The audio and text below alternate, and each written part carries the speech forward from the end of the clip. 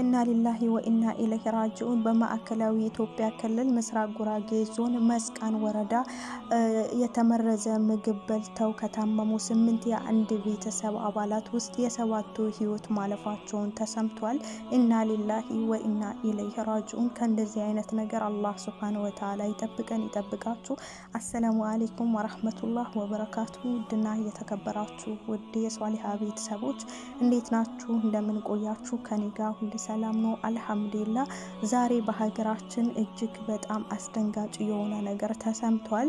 እንዲሁም ቅድም እንዳልኳችሁ 8 የአንድ ቤተሰብ አባላት የሆኑት የተመረዘ ምግብ በልተው የሰባቱ ህይወት ማለፋቸው ተሰምቷል። ኢና ሊላሂ ወኢና ኢለይሂ ራጂኡን። እንግዲህ ከ8ቱ መካከል የሰባቱ ህይወት ሲያልፍ የአንደኛዋ በህይወትና በሞት መካከል ያለችው እናቲቱ ናት። ባሏን ጨምሮ ሰባቱ ህይወታቸው ሲያልፍ እሷ ደግሞ እንዳልኳችሁ በህይወትና በመሞት መካከል ሆና ህክምና እየተከታተሉላት ይገኛሉ። ከእንደዚህ አይነት ነገር ይጠብቀን ይጠብቃችሁ። መረጃው እንደሚለው ከሆነ በማዕከላዊ ኢትዮጵያ ክልል ምስራቅ ጉራጌ ዞን መስቃን ወረዳ በአብሮነት እራት ተመግበው በጠና ከታመሙ 8 የአንድ ቤተሰብ አባላት ውስጥ አባወራው ከ6 ልጆቹ ጋር 7 የአንድ ቤተሰብ አባላት ህይወታቸው ማለፉንም ፖሊስ ገልጿል። ዛሬ ነው እንግዲህ ይህንን መረጃ ወደ ሚዲያው ይፋ ያደረጉት። እንግዲህ የክልሉ ፖሊስ የወንጀል መረጃውን ኢንተለጀንስ ዳይሬክተር ተወካይ ምክትል ኮማንደር ያለው ተመስገን እንደገለጸው በወረዳው መሰረት ወገርማ ቀበሌ ዳሾ ቆቶ ሀብትሎ ተብሎ በሚጠራው መንደር ህዳር 6 ቀን 2018 ዓ.ም ምሽት 1 ሰዓት ላይ 8 የቤተሰብ አባላት አብረው እራት ከተመገቡ በኋላ በድንገት መታመማቸው ነው የተነገረው። እነዚህ እራትን በአብሮነት እንደተመገቡ ብዙም ሳይቆዩ ከፍተኛ ለሆነ ህመም መዳረጋቸው መረጃ የደረሳቸው የአካባቢ ነዋሪዎች የተጎጂውን ህይወት ለማትረፍ ተረባርበው ወደ ሆስፒታል ማድረሳቸው ነው የተነገረው። እንግዲህ በዛ ሰዓት ላይ ምሽት ነው። ጎረቤት ያለውን የአካባቢው ሰው ማን እንደጠራው አይታወቅምና ብቻ የዛ አካባቢ ሰው ተረባርበው ምን ብለው እነዛን የታመሙትን ወደ ሆስፒታል አድርሷሉ ማለት ነው።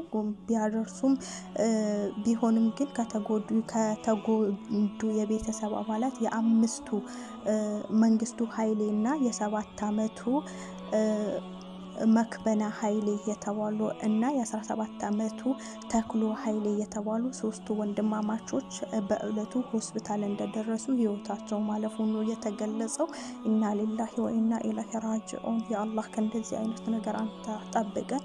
እንግዲህ የተቀሩት ተጎጂዎችን ህይወት በህክምና ለማትረፍ ሐኪሞቹ ያልተቋረጠ ጥረት ቢያደርጉ የ14 አመቷ መቅደስ ኃይሌ እና የ15 አመቱ ገብሬ ኃይሌ የሁለቱ እህትና ወንድም ህይወት ደግሞ ህዳር 7 ቀን 2018 ዓ.ም ምሽት 11 ሰዓት ላይ ሲያልፍ የሟቾች ቁጥር በዛ ሰዓት ላይ ወደ 5 ተጠጋ ማለት ነው።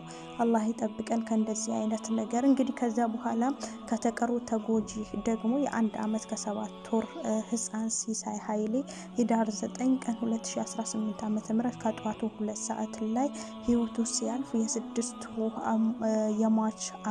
የሟች ልጆች አባት ማለት ነው 6ቱ ሲሞቱ እንግዲህ 7ኛው አባት የሆኑት አቶ ኃይሌ አባራ ህዳር 10 ቀን 2018 ዓ.ም ሌሊት በሰማን ውስጥ ሆኖ እንግዲህ ከእንቅልፉ ሳይነቃ ህልፈቱ እውን ሆኖ ልብ ሰባሪ ሀዘን ሆኗል።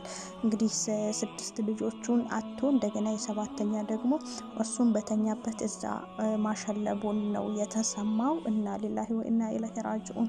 የባለቤቷንና የ6 ልጆቿን ህልፈት ለማወቅ ያልታደለችው ወይዘሮ ደማነች ደንበል በምኒልክ ሆስፒታል በከፍተኛ ጥንቃቄ ክፍል ውስጥ ሆና በህክምና እየተረዳች በህይወት መኖሯን ተገልጿል። እስካሁን ድረስ በህይወት አለች። እንግዲህ ከፍተኛ ህመም ላይ ብትሆንም እስካሁን ድረስ ነፍሷ አልወጣም። ቤተሰብ አባሏ ግን እንዳለ በህይወት የሉም። ባሏን ጨምሮ ልጆቿን አታለች። የሷም ህይወት ይትረፍ አይትረፍ ያው በመሃል ነው ያለችው ይተርፋልም አይተርፍም የሚባል ሁኔታ ላይ አይደለም ያለችው አላህ Subhanahu Wa Ta'ala ነፍሷን ያትርፋት እንግዲህ ፖሊስ ተጎጂዎችን የተመገቡትን ምግብ የተመረዘው በማንና እንዴት የሚለውን እውነታ ለማረጋገጥና የተፈጸመውን ድርጊት አጣርቶ እውነታውን ለማረጋገጥ ከምስራቅ ጉራጌ ዞንና ከመስቃን ወረዳ የተወጣጣ የምርመራ አጣሪ ግብረ ኃይል አዋቅሮ ምርመራ የማጣራቱን ስራ መጀመሩን የተናገሩት ኮማንደር ያለው ተመስገን የምርመራ ግብረ ኃይል በድርጊቱ የሌሎች እጅ ሊኖርበት ይችላል በሚል ጥርጣሬ 10 ሰዎችን በቁጥጥር ስር አውሎ ምርመራ እያጣራ መሆኑንም ገልጿል። ያለ ምክንያት እነዚህ ሰዎች አይሆንም ይሄ ነገር በደንብ ሊታሰብበት ይገባል። እነዚህ ሰዎች ማን ያበላቸው መቼም ራሳቸው እንደዚህ ያደርጉም ሙሉ የቤተሰብ አባላት ነው እንግዲህ በዚህ ነገር የተመረዘው።